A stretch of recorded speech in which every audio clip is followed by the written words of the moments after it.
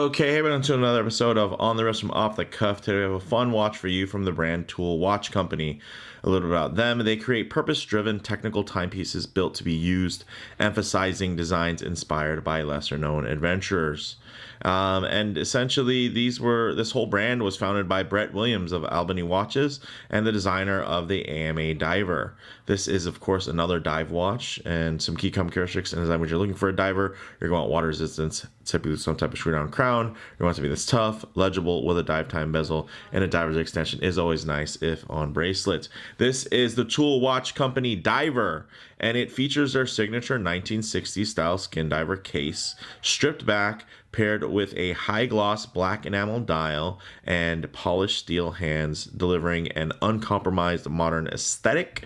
And it really works well for daily wear, and as much as it does for dedicated adventurers. This is when it gets to full retail, these will be $500, but it has a pre-order price of $295, which is pretty wild considering the specs. These are titanium with that anti-scratch coating up to 1200 hardness Vickers, and it's pretty wild. You're also getting a Miyota 9000 series movement, no date, so no ghost position. So this one really has a lot to offer for not a lot of money, especially if you get it at the pre-order price. And even if you're going for that full retail $500 price, considering the specs and then also the execution, right? Because it's not just specs and bullet points, it's also the fit and finish. Man, I have to say this thing is a screaming deal. So with that said, let's go ahead, zoom the camera out, get this piece in hand, and take a closer look. Okay, guys. So let's take a closer look. So although this is, might seem very simple, there are some very deliberate design choices that I think really create a very unique timepiece in terms of its aesthetic.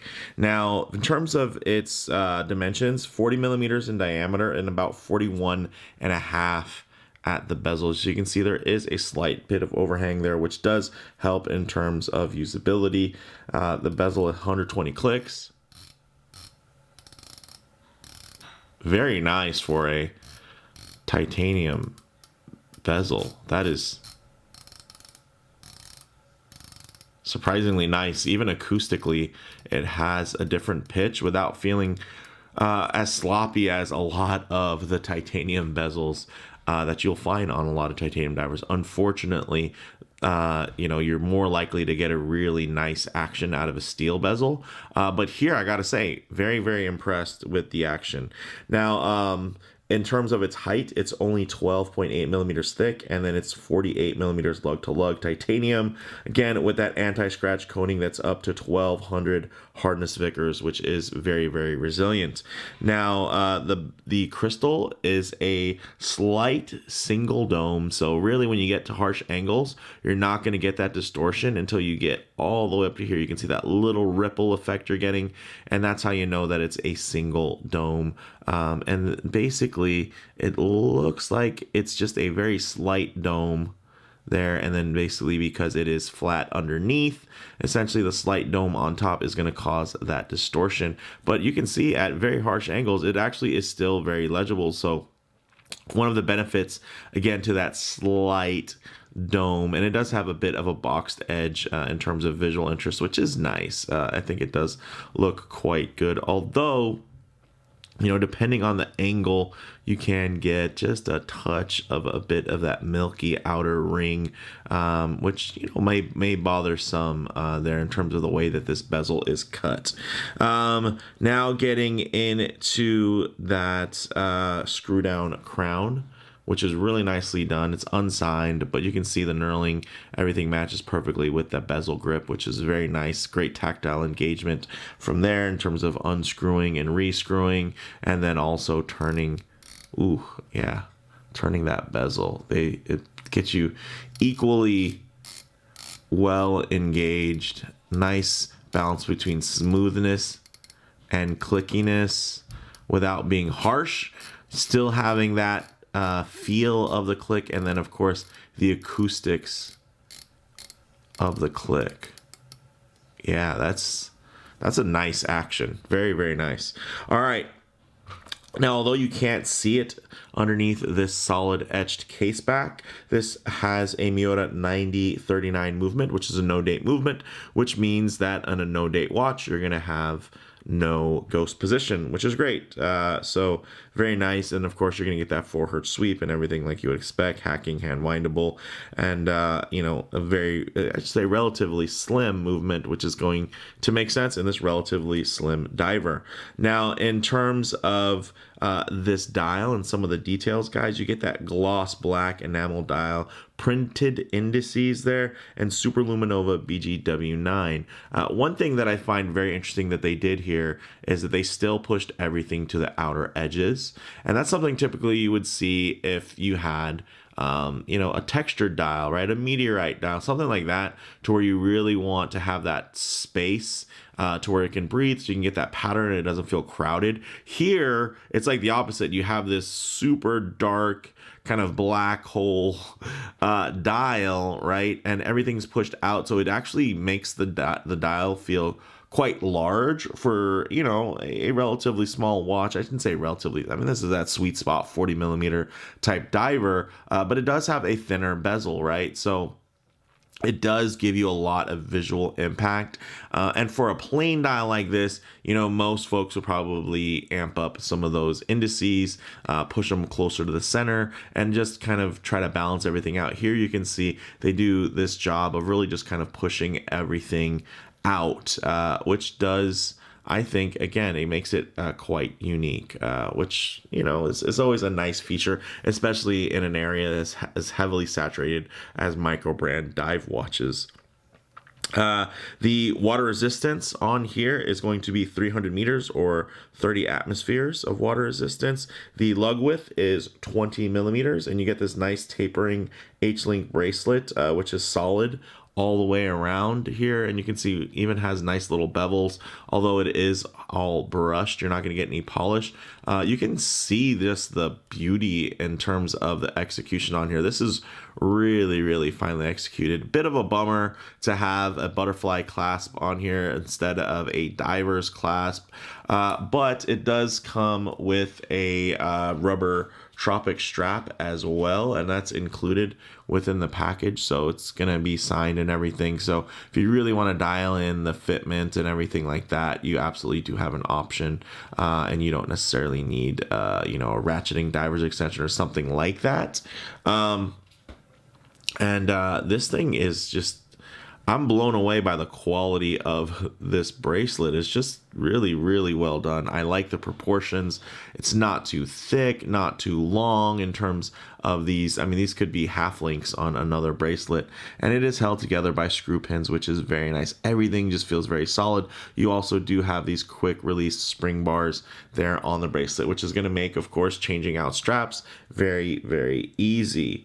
And then, of course, the butterfly clasp, although, not ideal, it's still nicely milled and very solid and, really well executed at the end of the day. So, I mean, maybe not the choice I would have made if I was designing the watch, but most folks aren't even going to go diving with these types of watches anyway. This definitely is more that kind of everyday. And then even, let's say, if you were going to go on a hike or something like that, something like this still works totally fine. And of course saves you the weight of having, a sports clasp on there, which can take up a lot of space. And, probably goes back into the amazing deal in terms of the pricing. So with that said, let's actually get this piece on wrist and see how it wears. Okay, guys, as you can see on my 7.5-inch wrist, this wears really, really well. And I'd say probably visually a bit larger, but with that still kind of smaller footprint in terms of the actual physical size. Of course, if I get my wrist too close to the camera there, you're going to get some lens distortion. It's going to seem a bit oversized. But if I leave my wrist down low and then just tighten up the frame here, one of the nice things is you guys can get a more detailed look while getting a truer aspect ratio. You can see how nicely centered this is on the wrist with that lug to lug of just 48 millimeters.